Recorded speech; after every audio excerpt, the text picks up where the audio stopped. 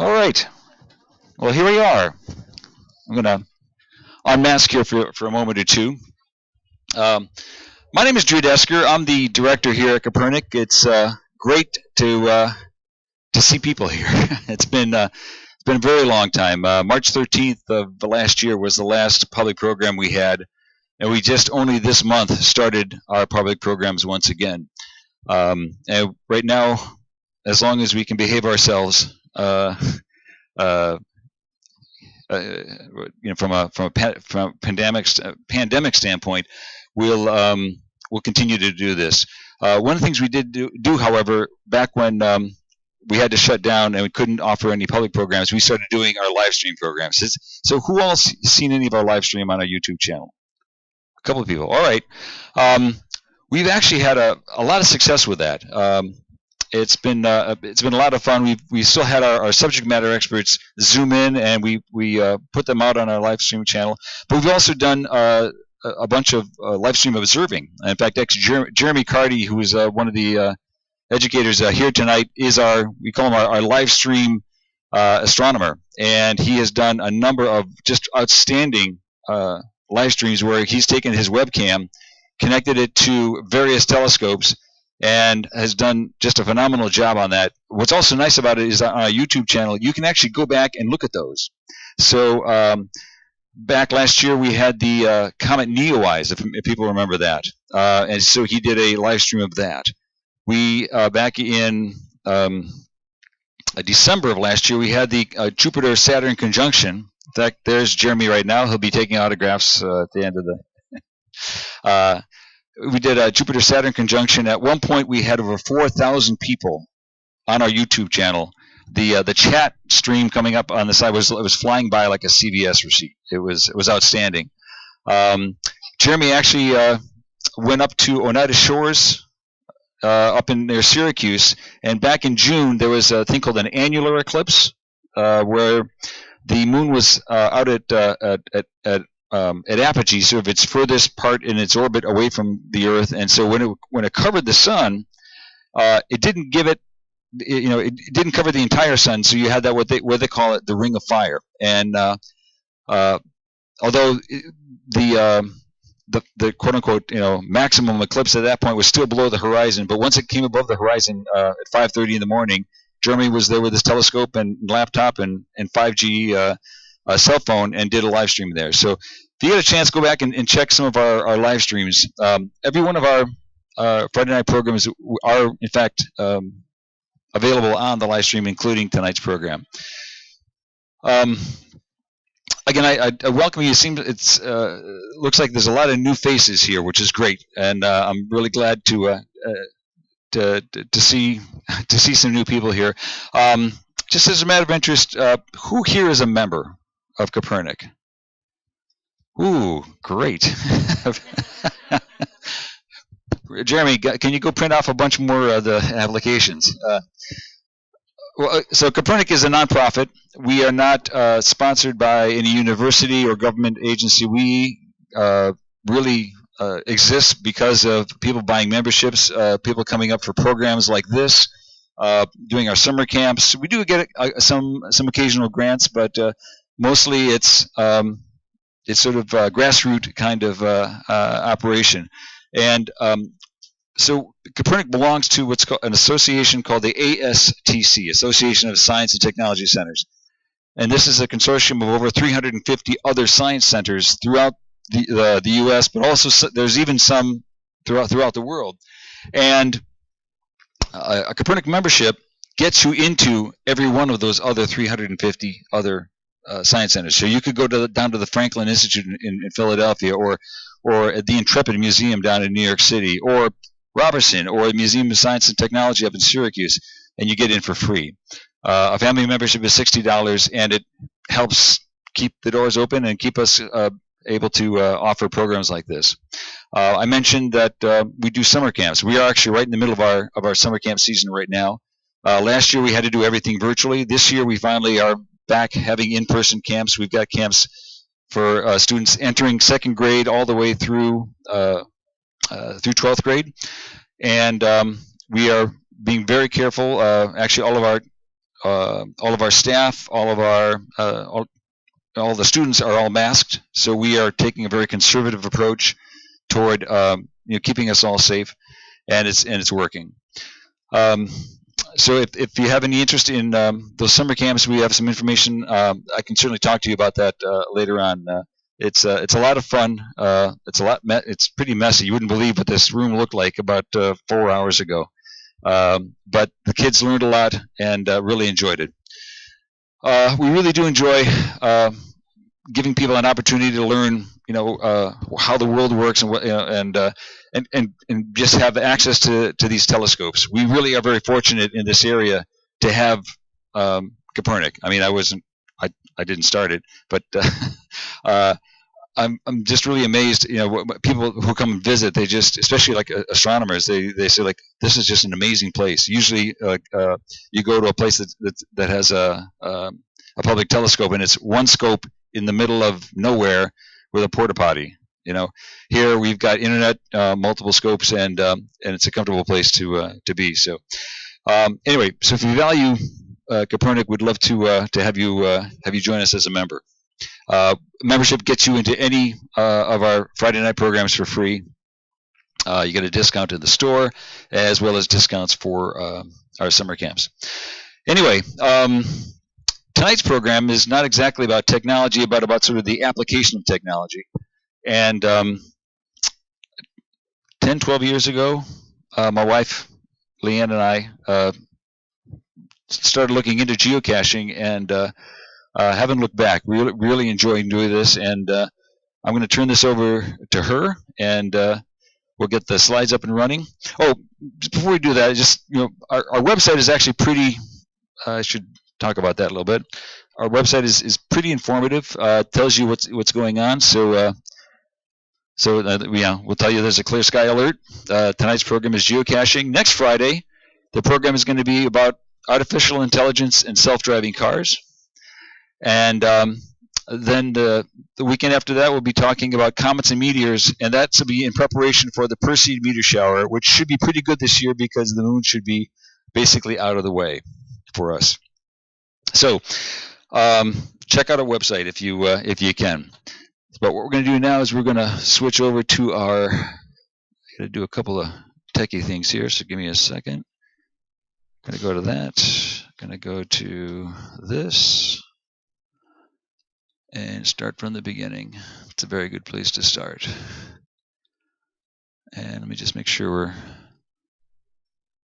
doing what we think we're doing. We are. Okay, we are good to go. So I'm going to introduce my better half, my geocaching partner, Leann Lesperance. Hello, everyone. I have a better dad joke for you, the people who are here before. All right. Why can't you hear a psychiatrist go to the bathroom? Because the P is silent. That's a pretty good one, right? I'm a physician, actually, and I'm a pediatrician, but I have a good colleague who's a urologist, and we get quite the chuckle over that joke because of him being a urologist. So, so my day job is being a physician, and actually I'm an associate dean for SUNY Upstate Medical University. But our weekend hobby is geocaching, and as Drew said, it's something we discovered, I think it was in 2010 or 2012. Now, we are babies in terms of geocaching. If you look up rolls of people and how many geocaches they have logged, there are literally people with hundreds of thousands that they have done. And we hit 200 on our vacation that we just took. We hit 200, and we were ecstatic about that. So anyway, we kind of got hooked on it as we're approaching maybe retiring at some point in our life. I think that this will consume a lot of our free time when we have some.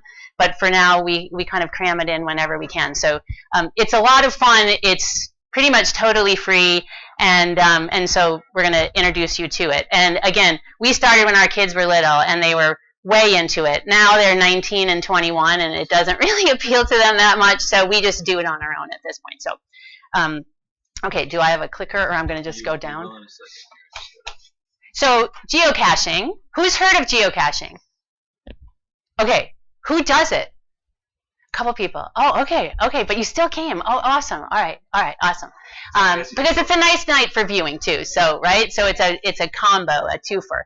So I guess we can't fake it. We can't. No, because the people. Yeah, exactly. So geocaching is modern treasure hunting. So tonight we're going to kind of blow through what is geocaching, who does it, why do people do it, how do you geocache, what are the rules, and who enforces them. Am I down arrow here? Okay. So again, it's a modern treasure hunt. It's an outdoor recreational activity. They're by rule outdoors, in which participants use a GPS receiver, we'll talk about that, to hide and seek containers called caches at locations marked by coordinates all over the world. We like to call it using multi-billion-dollar satellites to find Tupperware in the woods. Pretty much really what it is. You're finding Tupperware in the woods. And these lock and load containers, which some of you probably have in your kitchen, are very popular. They're waterproof, cheap, and so it's a popular thing that you find. So what's a GPS? Global Positioning Satellites, or Global Positioning System.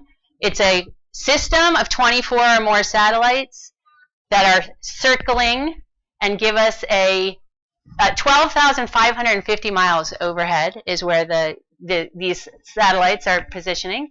It gives us navigation and timing services.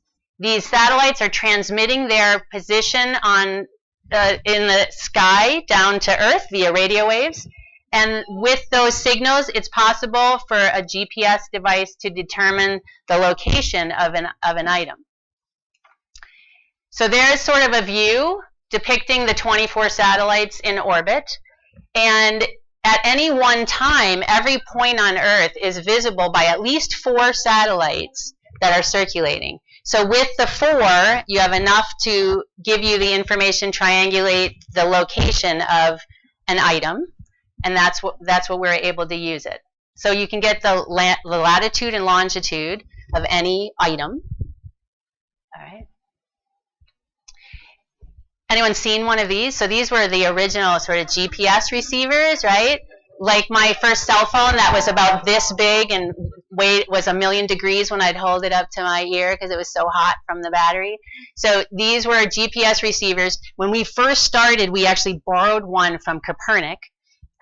It didn't look like this. It was a big honker. So here's an example of a GPS. And again, these are receivers that could give you a signal and a location.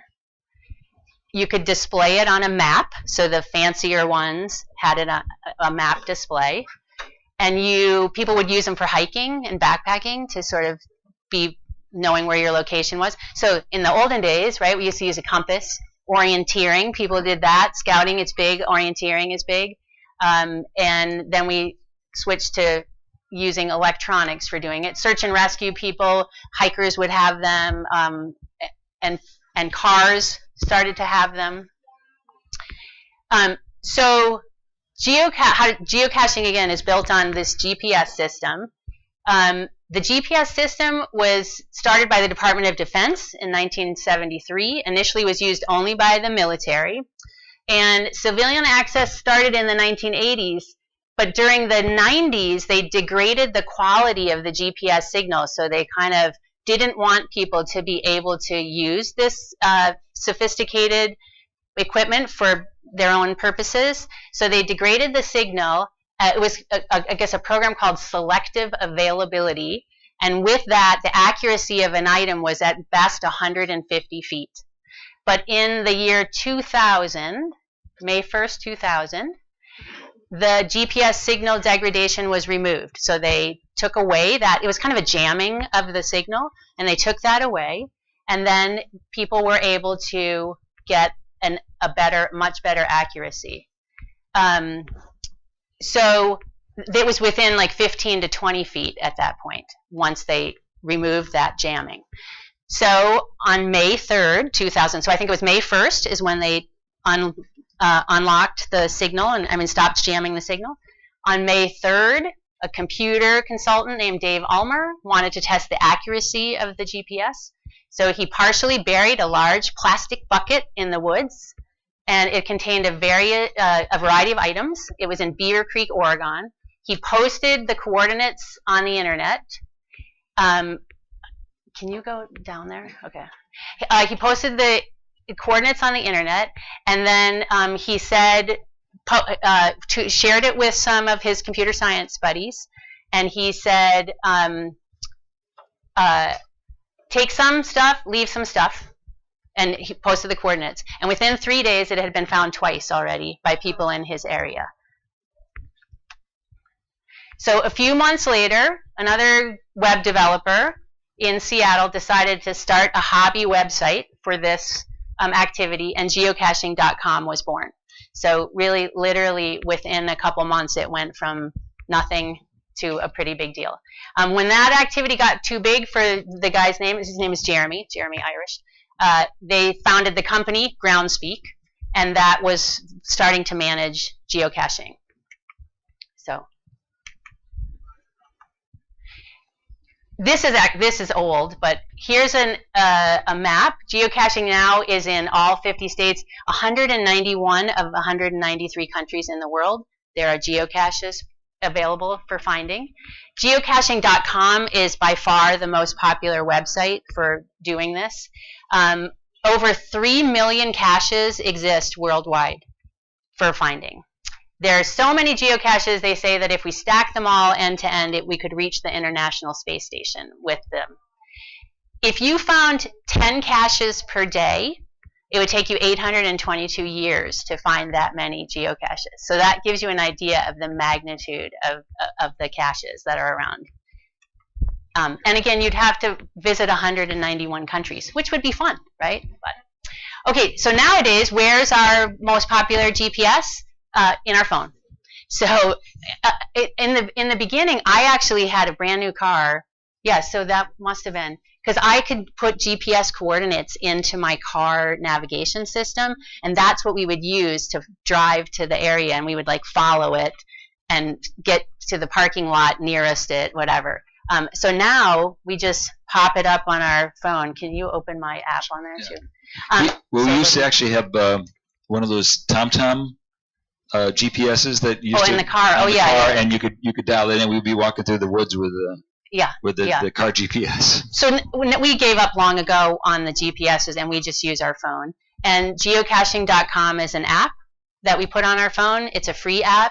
You can pay $30 a year for a premium membership. There's an extra caches that are, I don't know what qualifies someone as something as a premium cache or not, but you can get more opportunities to find things. There's plenty to do with the free version, I guarantee you that.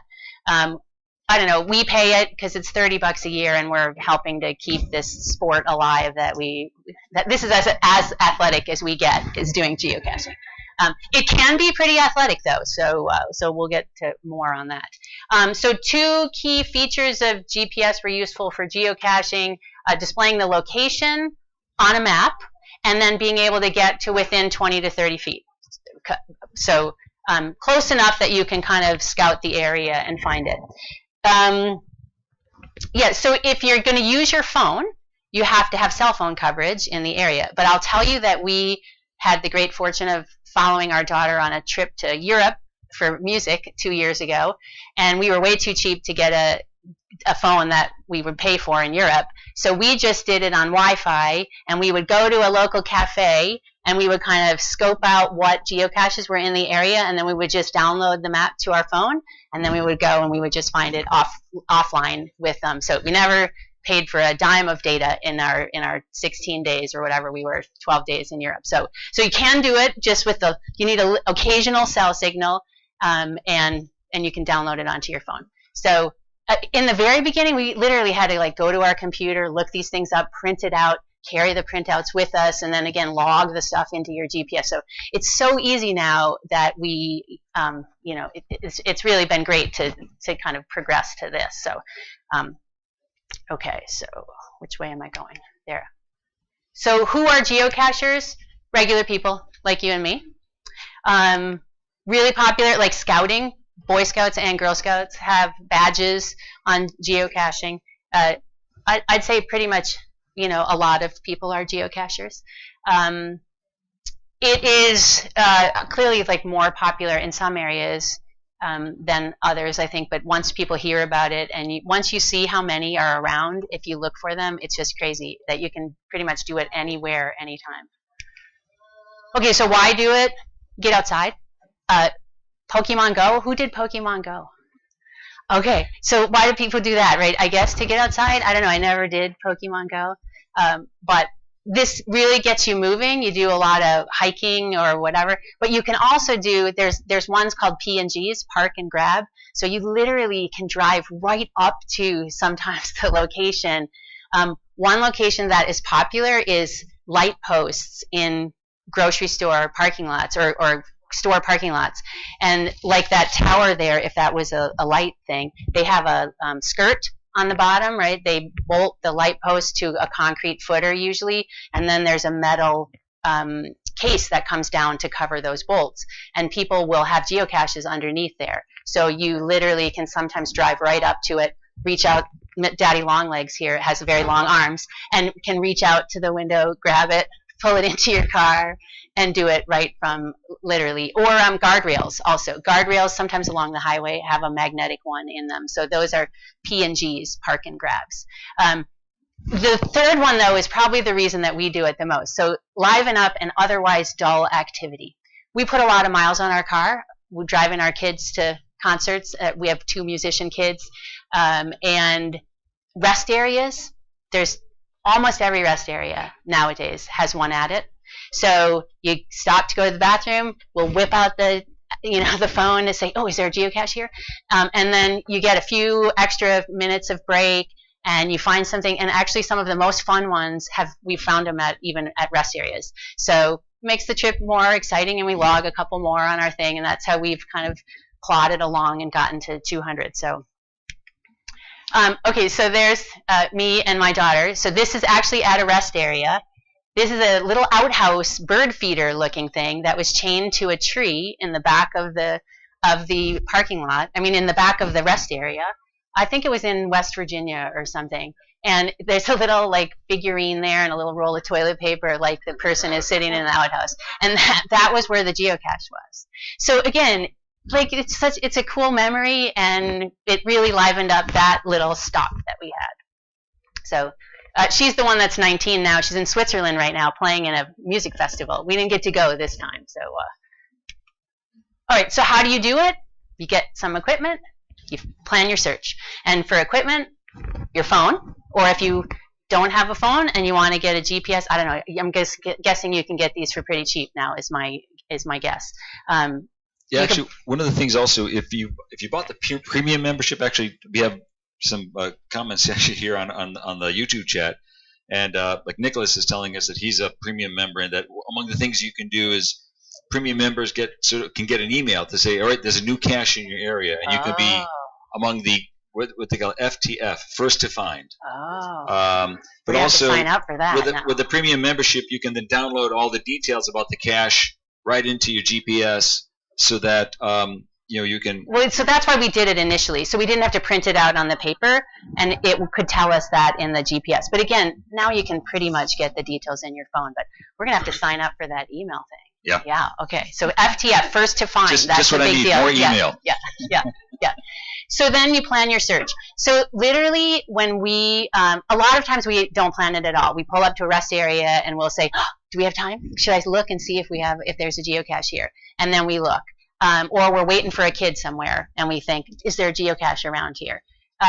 But sometimes we do plan it. So when we're going to a place, we might look and see what might be in the area so that we have sort of looked in advance. Like when we went to France and wherever we went to the Netherlands, we looked in advance to try to kind of, also we could do language translator on the computer to read it in English so that we could get some sort of details. So we often have no plans, and sometimes we do have plans. Okay, so there's geocaching.com. That's what it looks like. Search the millions of geocaches worldwide. So you can put a location in. So planning in advance, you stick Paris, France, or you stick Vestal, New York, or even a neighborhood you can limit it to, and it will give you a list. Or if your computer is tracking you, if you let it know your location, it will pop up with what is available in your neighborhood based on your location that you're in. So here's an example. This was from a couple years ago. We looked for right here, and 408 results popped up. It can come as a list. It can come as on a map. So I'll show you that. So there's a map. That's our area. All right. So Binghamton. This is probably the Kopernik one there, because I think that's 26. Do you see that smiley face? Okay, so somebody went to the trouble of placing geocaches knowing that it would look like that, right? So there's a lot of that. People place them to take you on a path to like learn about things. There are a lot of historical series, and you go to roadside markers that you didn't even know existed, and you go to number 1, number 2, number 3, and try to fill it. So I would have never known that until you like printed out the map. So that's why it's kind of fun to look at the map periodically or in advance of where you want to go. I'm guessing that's traipsing through the woods to get to that. So I'm tick phobic, so I'm not doing that. That's actually one of the attributes. So we'll get to that a little bit, but people put that in the description. That's actually why I'm there. If it looks like it's tall grass or a tick area, Drew, you go in. Yeah. So I had Lyme once, and it's nothing to sneeze at. So really, or we dressed appropriately. But if we're not dressed appropriately, and if the description says ticks, it will usually tell you if it's a tick hazard. So that's super helpful to know. Poison ivy, likewise, will be labeled. And if you're super sensitive, nothing could ruin a trip, like going in, right, rest area, and then end up with poison ivy and ruin your vacation. We read the descriptions really carefully before we go into any weird or area there. So, okay. So every entry that you click on has a bunch of information on it. So the degree of difficulty. So it's kind of like skating or diving. Any divers in the group? It's from 1 to 5. A 1 means super easy, straightforward, and a 5 is super hard. Now, various people have different impressions, and you'll see little comments in it sometime like, this definitely wasn't a 3, this was a 5, or something like that. But for the most part, they're pretty spot on in terms of the difficulty. The terrain, 1 to 5 stars. 1 means flat surface, anyone could access it, no climbing, no anything. You're going to be on the pavement. 1.5 is going to be maybe the grass next to the pavement. 2 is going to be maybe totally in the grass. 5, top of a mountain, big hike required. Bring your rappelling gear. Yeah, something like that. So, and then size, it goes from nano to large. And nano really are literally less than a centimeter. And they're little bison tubes, and often they're magnetic, and they are stuck to places, and they look like a bolt or something. So checking the description is really important in terms of knowing what you're looking for. You often need a tweezers to get the thing out of. We found one, we were in Indianapolis couple weeks ago, and we could not remove the little thing from the location it was in, because neither of us, our fingers, we couldn't grab it, and we really needed a tweezers to get it out.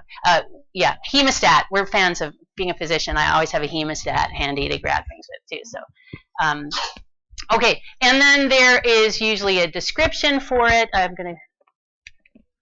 Okay, so this actually is a cache that doesn't exist. This is the Kopernik. Yeah, we actually have we had a geocache here at Kopernik, but we disabled it when we were building the Kopernik Science Park, the playground that you got out here. We will be looking to find a good place to put a new geocache. So get your premium membership, and as soon as we publish it, you'll be first to know. So there's usually a description. People say why they placed it. Again, a lot of times you learn something about the area, or it's a tribute to someone, or it was their wedding anniversary and they got engaged in this spot, or when I'm in a super hurry, I don't read anything. I just go and grab it. But when we're trying to learn something, we read the descriptions. there are hints, and they're encrypted, or you have to click on it and then it will show it, so you don't accidentally see the hint. Yeah, and that was it. Nowadays, it's just really a click. So, okay, then we look at the log. That's the activity log, and you can see who has found it and when.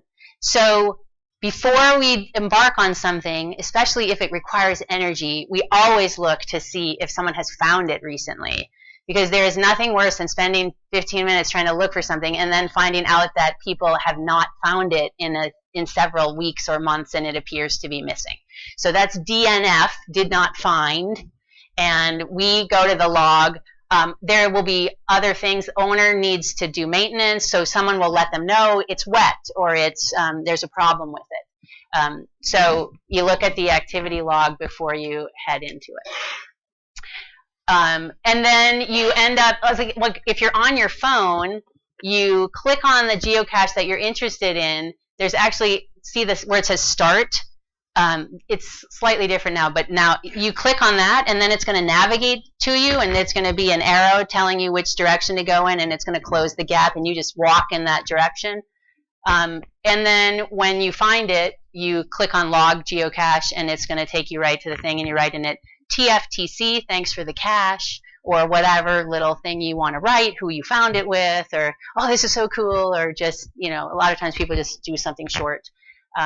So that's what it looks like on the phone with the hint. And then if you want to send a message to where you would write that. So here's an example, again, of the activity log on the phone. And that's how we do it almost all the time now, is on the phone. Easy grab, real neat container, thanks for the hide. Okay. Containers are one of the more interesting parts of geocaching. So people, a lot of them are the Tupperware things. This is like a bison tube, so that's you would unscrew that. Ammo cans, that's tiny, but there's big ones. Literally, there are ones that are, you know, 6 inches by 12 inches or so. That's a log hollowed out. That may be plastic or real. There are a lot of fake things. You know how people put their keys in a fake rock at your front door? People will use that sometimes for a geocache. Very often you'll get those key holders, magnetic key holders. Yeah. That you would put like on your, you know, somewhere on your house if you locked yourself out, and they'll be in there as well. And this is one of those really nano things, little teeny tiny things. It's literally less than a centimeter tall. Okay. Go. No. What? Oh, I'm sorry. Yeah. Okay, so here's an example of one that was behind a grate. So it's a big ammo can, but it was behind a grate. So again, your GPS gets you close to something, and then you have to kind of think. Once you do it for a while, you have an idea of the kinds of places that people will hide things. But that was a plastic, you know, thing behind a grate. Okay. Oh, I'm sorry. Yeah. There's an example of one of those tiny ones. So again, that's apparently a fake one, and it's made to look like a bolt, but it's not. So you really have to like be looking at the area that you're in and say, what looks different or what doesn't belong? And so that would be pretty devious. And that's what I meant about the tweezers. So that's a little roll of paper in there that you have to get out and sign, because that's your proof that you actually did it. There's a utility plate, like a faceplate, and it had a little magnet in it and was on the side of something. So it was a plate unused, but it had just a couple pieces of paper in it to write things on. So people are devious, really. Can I tell them about my favorite one? Yeah. So we were caching, and we were out in the woods, and the cache was around this sort of collection of deer bones. And we spent 45 minutes looking for this thing and could not find it. Eventually, I sort of picked up the deer bone, and across the deer bone maybe was 7 or 8 inches long, and then but right in the middle of it there was sort of this very straight line that just seemed a little odd. Diagonal cut. A diagonal cut, and then I just twisted both sides, and it came apart, and that's where the little tube was that had the log. It was in the middle of the bone. So I know some of you are thinking, why do you spend that much time? But I think it's a puzzle. It's how do you somebody out there is trying to trick you. Yeah. I guess instead of spending time on FaceTime or yeah, Facebook, better than Facebook. Way better than Facebook. Way better than Facebook. Okay, so what's in a cache when you find it? A logbook or a piece of paper, something that you can write on usually. And a lot of times there's no pencil, by the way. So it'll say like BYOP. So we don't go anywhere without a pen or pencil in our pocket because that, again, they're not quite so like, oh no, you can't, that doesn't count because you didn't sign the log. Because most owners don't go check their log. But you want to do it. And we have a name, so people have a little Deskurance is our like name, and you sign the thing. Trinkets to trade. So we call it geocrap. Small little things that people leave in there, and an information sheet that explains the container in geocaching. That rarely is the case, but there are official geocaching logs. There's often stickers on it that say that these are geocaches. So you'd only see anything like that in a big one, and we do so many small ones that there's nothing in there. And then there's things called travel bugs, and those are things that are designed to travel from cache to cache. So we'll talk about that more in a minute. Okay, so here you find it. What do? You log it. So you write down just your name and the date, usually is what you do. You logged it, then what? You replace it exactly where you found it. Because, again, the GPS signal that's in their description is based on where it should be found. And you want it to be equally devious to the people next after you. You don't want it to, like, show, but you can't do it too far. Okay. Okay, can we pull this one up? So this is from geocaching.com, actually, and it's a cute little video about some of the etiquette of geocaching. And again, I'm partly including it because this is really an entire industry, and there are some people in this company that clearly they do not only geocaching, they do lots of other sort of adventure things that you can do that have grown from geocaching. So this is about the etiquette.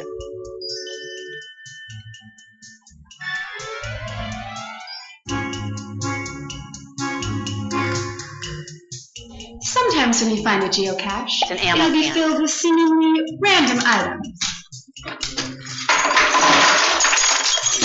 Geocrap. You don't have to trade, but if you do, there are a few guidelines. Trade equal or up. Everything should be legal and safe. Food and smelly items might attract animals. And animals don't even know how to geocache. Okay, so here's trackables. Instead of being kept like trade items, trackables move from geocache to geocache. They come in all shapes and sizes, and they all have a unique tracking code and the words trackable at geocaching.com. Before you take one, make sure you know what to do with it. And if you're not quite sure, leave it for the next geocacher. Even if it's super cool looking.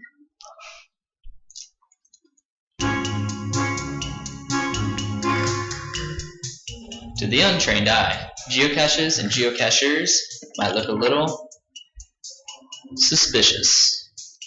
While you're out searching, keep an eye out for curious onlookers. Muggle, puggle. If people are nearby, be as nonchalant as possible.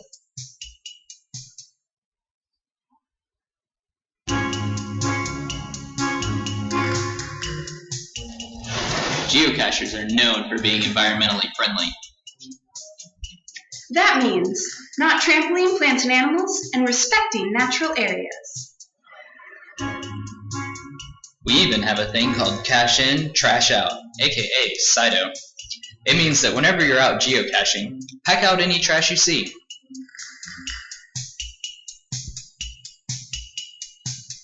This one's easy. Just think before you geocache. Come prepared, obey local laws, and keep yourself safe. Okay, so people who are not geocaching are muggles.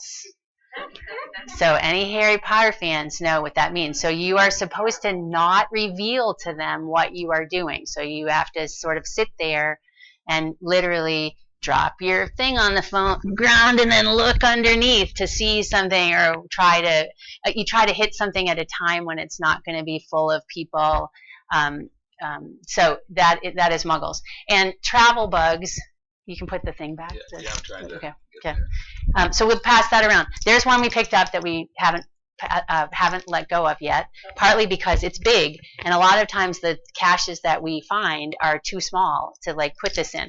So this is a official tag with a code on it that tracks this thing, and this goal was to go to, I don't know, Sunshine or something like that. I forget. So you look up what the goal of the item is, and then you take it if you feel that you can contribute to that goal. So if you want to pass it around, you can look at it. But we need to get that back. Yeah. Yeah. So because that's logged as us, so we are on record as having that. We can take it places and log that it visited a place. So again, we don't have that kind of time. But when we went to these tiny caches, we could say that thing visited the cache, but we didn't leave it there. And maybe because it's not big enough, or because it's not making the goal of the travel bug, or the trackable is what they call it. So I found out today that there's one on Perseverance. And I found it. So just so you know, Perseverance is the most recent rover that the Jet Propulsion Laboratory landed on Mars back in February of this year, and there's a geocache. Well, so trackable. there's a trackable on it, right? Yeah. So there's a code as if you found a trackable, and so you can look at it and you can log it. So I spent a half hour before I came here tonight, but I was like, oh, I gotta get that before I get here, and I have to show Drew where it is. So okay, so there's some rules. You can't cache on land maintained by the Park Service. No caches that are buried. You can't go on archaeological or protected historical sites. You can't be near railroad tracks, military installations, under bridges, dams. Not on school property. No vacation caches, meaning it's got to be something that the owner can keep up with, and not just like not come back for 5 years and let it kind of waste away. No cache closer than 1/10 of a mile to an existing cache. So that circle that we saw, they must be each at least like 1/10 of a mile, sort of metered out there. And the cache owner has to obtain permission from the landowner if required. So who enforces the rules? Actually, it's really sort of volunteer reviewers that look at these things, and geocaching.com kind of coordinates the whole thing. So okay, so there's a travel bug. That was a BMW logo thing, and that traveled like, I don't know, thousands of miles. Its goal was just to travel as far as possible, I think. So then you can track it, and you can see the map of where the travel bug has gone, and again, depending on what the goal is. So there's one we found. It's a John Deere tractor. I grew up in Wisconsin. My dad grew up on a dairy farm. That's my dad. And we picked that up, and the goal was to see farms across America. So first I brought it to show my dad, and we geocached together, but we didn't drop it off then. But he got a charge out of it. And then we were on vacation in Vermont, and this we have it sitting on top of. So that's a geocache. It was actually in an Amish farmer's field, right on the edge of the field. And it had an electromagnet that you had to figure out to actually get the thing to open. So you had to put one thing in one position, another in another position, and then it opened. And then we left the John Deere tractor in that geocache. So that's the trackables.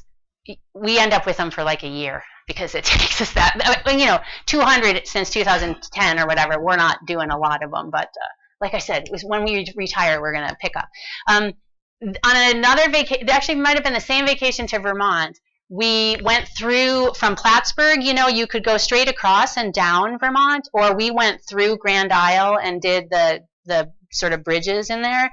And it was the last working drawbridge in Vermont is this, it was near Burlington, before you get to Burlington.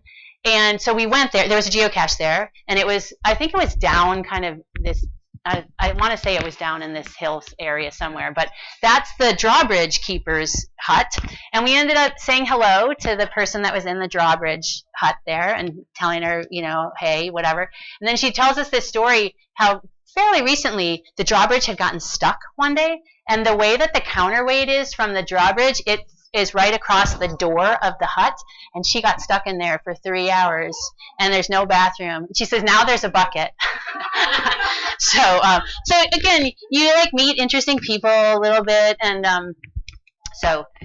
this is on top of, I think, Sterling Pond or Mount Mansfield, maybe in Vermont, where we go occasionally. And I put this up here because there was a geocache up there. It was a 5 difficulty and 5 terrain, and we didn't realize it was up there. And we hiked all the way up there, and then we didn't do it. And actually, it was an earth cache. And an earth cache is when you're looking at a geological formation of some sort, and you learn something. Learn. You learn something, and you have to like take a picture of it or answer questions, and that's how you prove that you were there. You don't. There's no like item hidden, but you have to. When we were in Indianapolis, there was one and something about fossils in like certain kind of at these church steps, and it was all about I don't know trilobites or I forget what the thing was. So we missed that one. This is on a ferry on the way to an island we visited in the Netherlands, and they had geocaches there. And that's our friend from the Netherlands who found one. So we introduced them to geocaching, and we found one on an island there. Okay, this is one of our favorites of all time. It's actually gone now, because we went back and it wasn't there. So we are looking on the beach, looking everywhere. You can. Oh, is this one? You want to pull up the other thing? So we it has to be here somewhere. And then we noticed that PVC pipe on the back of this post, just hanging out there, not connected to anything. The post was holding like a no driving on the beach, or it was Daytona Beach, driving on the beach sign or something. And the whole description was about how the man remembered watching launches with his grandfather on the beach from whatever. So here's what we found. That's our daughter. So it was a rubber band, and you popped it out, and there was a little rocket that came out. So again, the log was inside. Yeah. But again, it looks somewhat innocuous. You just don't think that it's anything. But then you get close enough, you start looking around like, man, that was clever. Yeah, really clever, right? So, okay, back to the. Okay, do it again. He wants to see it again. Okay. There we go. I don't know if I can do it in slow motion here, but well. So, okay. All right. Okay, so, oops. Oh, see, it was screwed up. That's why we did it separately, so we'll go. Okay, so that's the end for us. Questions, anyway? Yeah. Thanks. When you were talking about those trackables. Yeah. Hold on, I'm going to put you on a microphone so that the people on the. Okay. With the trackables, where does it tell you what its goal is? So on the website, so you'll need it on your phone. So you'll look at, like, if you're interested in it. So the website has a ton of information, lots of like how-tos. There's a little video about trackables and information about trackables. Because first time we didn't have any idea either. We kind of took one and thought, oops, like what did we do? So you can read about it on there. But when you pull it up, it will tell you what the trackable's goal is. And then you decide, and that's why when she said that in the little video, she said, if you don't know what to do, don't take it, because you may not be able to. Like one was, it wanted to only move like west to east, or it was trying to get to Europe, or I don't know, whatever. So you're thinking, okay, not gonna get there very quickly. So that's how you do it. You read the thing, and they're in a kind of a separate section. If you're into this kind of thing, there are souvenirs and buttons and like coins that you get. So you do all the ones in Broome County had a thing that you did all the parks in Broome County or something like that, wasn't there? Oh no, that was a hiking one. Yeah. There was a geo trail. So again, you can sort of complete a series of them and get. It's just like the Tupperware in the woods. Like you're not getting anything, but you have the satisfaction of doing it, right? And again, it's free, and it really can turn any like dull, boring thing into. I was at a conference with some friends, and I introduced them to it. It was like midnight in Austin, Texas. We were like searching under the thing, Interestingly, I just read a very interesting article about race and geocaching, and a man of color who has been stopped like many, many times, and I've never been stopped. So it's an interesting. Like, as I recall, he makes a specific effort to not go to particular areas. Yeah, and he carries a clipboard, like trying to. And again, a really neat guy, So it's interesting. I mean, I just never thought about that aspect of it. I'm certainly careful. I wouldn't have done it at midnight by myself. So we're almost always together, and we do it. So again, there's physical. We were in Vermont last week, and we were going to try to do one, and it explained in there that it was like, if you're claustrophobic, don't even try it. It gave you this whole. It was like in a crevice somewhere that you could barely fit in. And someone else said, if you don't like spiders, don't do it. So again, people are pretty good about delineating the hazards to it. And you saw that map. That was just a Vestal, and that was old. There's so many that you just say, oh, forget it. I'm not doing that one, right? Like, I'm not going to do scary ones, or I can't do ones that took me a half hour. We don't usually have a half hour. Like, we have 5 minutes. And our kids are in the car going, Mom, are you done yet? So when they're younger and more energetic, it's totally cool. And have smaller hands and fingers that can get those little. So as a family, we also had a strategy. So there would be 4. Sometimes we'd take, like, my dad, was with us or whatever. So we would not reveal when we found it. We would all be looking, and we would, be whatever. Okay, I found it. And then nobody would tell until everybody who wanted to try to find it had found it. So if you're in a hurry, now we're like, okay, whoever can get it fast, let's get it and get it out of here. But in the beginning, we let everybody find it, and a lot of times it was the kids. Sometimes it'll say it helps to be tall, and then to look up, or so you can sort of plan in advance, and it's helpful to have that kind of strategy, because some people really wanted to find it, and they were just never fast at it. And if you always let the kids do the first one and just yell it out, then it kind of ruined it for other people. So it depends on what your goal is. Any other questions, Mark? Yeah. How many items have you found? How many trackables have you found? We've found 200 caches so far. So trackables, maybe, I don't know, we've maybe had 5 or so. Yeah. But again, we take one, and then we have it for a year and a half, and then we try it back. We do hear about people saying, "I finally, after a year and a half." So we're not alone. Yeah. You keep like a container of geomap in Yes. your car, Yes. Yes. If we keep it, we have a container. We couldn't find it. We brought it to Vermont with us. We couldn't find our bucket of geocrap. Honestly, when our kids were little, they cared about it, and we wanted to have things to trade. Now they don't want anything. Nobody wants anything from the bucket. So we sometimes just throw things in there for the heck of it. But you can keep something in the car. So, and McDonald's, Happy Meals, that's the kind of stuff. That's what we call it, like geocrap. Sometimes there's the first to find. Sometimes there's actually a coin, or like $1, or we actually got one first to find.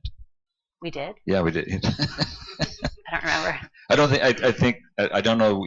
We got some small little certificate or something, whatever. But now that we know that we can sign up for emails, they're everywhere around here. Vestal Parkway. They're on the rail trail. Yeah. Arnold Park. Yep. There was one at Lourdes we never found. I don't know. We haven't gone back to try. Although we did, we have one near Arnold Park that hadn't been found. Had a lot of DNFs for probably almost a year, and we just happened to be going for a walk and said, let's just see if we can find it. And after about 10 minutes, we actually did find it. So that was sort of rewarding to severe bushwhacking, to have a number of do not finds, and then I got one. We got it. And then I'll confess one other thing. So you have to decide if you're going to log that you did not find it, because that to me feels like a failure, right? So it's hard to say that we did not find it. And I think if we're like in a hurry and we didn't really look very hard, we don't usually log it, because we don't want someone to think that it's not there. But if we really looked, and we looked at every place that we thought, and we've done enough of them, then we will usually log and say, no, there's no way it's here. And we right shortly after the pandemic started, and we thought, oh, you know what, this would be a good time to do some geocaching. He was at the bank, and he saw some people looking for something. They were behind the bank, and they were with their phones doing this. So he came home and he said, I think that at that bank they were looking for. So we looked it up, and sure enough, there was a geocache listed there, and they had posted that you could not find it. But then he reached out to the owner because he knew the owner of the cache, and the owner said, "Oh, the owner is older and was like, I'm not coming out to check." So it was in the middle of the winter, so he wasn't going to go down. We decided, well, I think it was like March. Yeah, 2020. So we decided we would go check, and we found it. So, but I think they were new cachers. You can kind of look at people's profiles and see like how many they have. There's no personal details there though. It's just whatever your caching name is. So no concerns about privacy, but you could see that they didn't have many. So we let the owner know that it was there and fine, and these people just didn't know where to look, kind of. So anything else? Yeah. And you still try to be discreet. Very try to be. Try. Exactly. Discreet walking around. Oh, well. Yeah. And again, you can see other geocachers when they're sort of, I mean, everybody nowadays these days now do walk with their phones right? around, but yeah. So they might not even be doing it, but you could. They were climbing.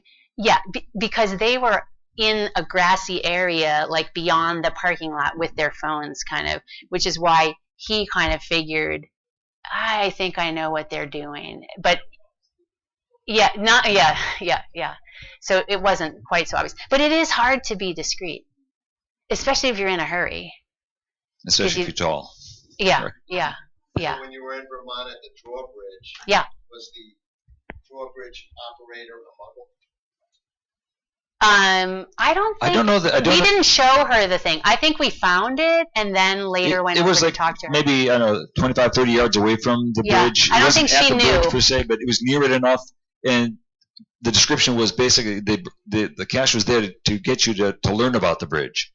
And then when we were there, we saw her, there, and she was going to go. She actually had to go and open the bridge up. So after she did that, that's when we started talking to her about that, and we found that story. But when it's a regular person like that, a lot of times they do know, because over the years they've seen people, and you can read sometimes in the log, got a nice hint from the security guard or something like that. Yeah.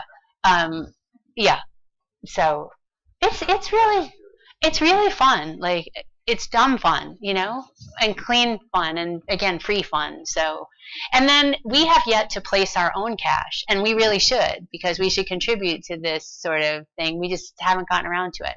You can buy containers off of geocaching.com. You can just get stickers from them to put on your own containers. People take camouflage tape and put it around pill bottles. Or again, Tupperware containers. So mostly they're homemade, but you can get all the stuff on geocaching.com. Another stinker cache we saw around here was, it's sort of that mold or sort of fungus that sits on the side of a tree that has sort of a shelf kind of a thing. Well, I sit there and grabbed it. I just sort of grabbed it, and it twisted. Like, it's not supposed to do that. And I just lifted it off. It was hollowed out on the inside. That's where the log was. It was fake. It fake. It fit perfectly right on there. You would just walk right by it. Yeah. So like that joke that we started with about the psychiatrist, that's the same thing. Oh, you're like, oh, man, well, you groan and say, that's where it is. So. All right. Well, our scopes are going to be open. We may be able to see a little bit of Venus before it sets, but in about 10 minutes, the International Space Station is going to come out of the northwest and cross over the north. And we very much invite you to, if you haven't seen it, it's pretty neat. And can I add one thing about the membership? So it's $60 a year for the family here. Every year we have gotten more than our money back by visiting one museum. So like the Intrepid, just for him and me, was $25 each. So it was $50 for us to go to the Intrepid Museum. For one day. Yeah. And it was $84 to go to, I think, the Boston Museum of Science. And we got in free, all four of us. It's not free in every museum. Sometimes it's a reduced price. Almost but all almost all of them are free. So we actually use it every year to go to one place. And if you're 90 miles from the Science Center, that's usually the radius. We have a relationship with Robertson and Discovery Center, And ordinarily also within 90 miles. at the Science Center, Museum of the Earth, most up in Syracuse, we all agree to honor that. Also, Corning Museum of Glass is now part of that. And you can go to that as well with a Kopernik membership. So we have friends that buy it from out of state here because our membership's cheaper than their science museum. So if they get in, whatever. But I just toss that out there because we get our money's worth every year by going to stuff. So. Just quickly, how did people hear about it? Did you see it on Facebook? This program tonight? Who got an email from us? A couple of people. Interested to sort of know how we reach you. Channel 34. Okay, yeah, we do. They do some public calendar stuff. So. All right. Well, don't miss the space station. Yeah. Has anyone not ever seen the space station? Who's not seen the space station? Oh, so you gotta watch that. Well, okay. So two things. And you can get an app on your phone to be able to track it. You can't leave until we see the space station, and that you have to look through a telescope. So. Thank you all. All right. Thanks again.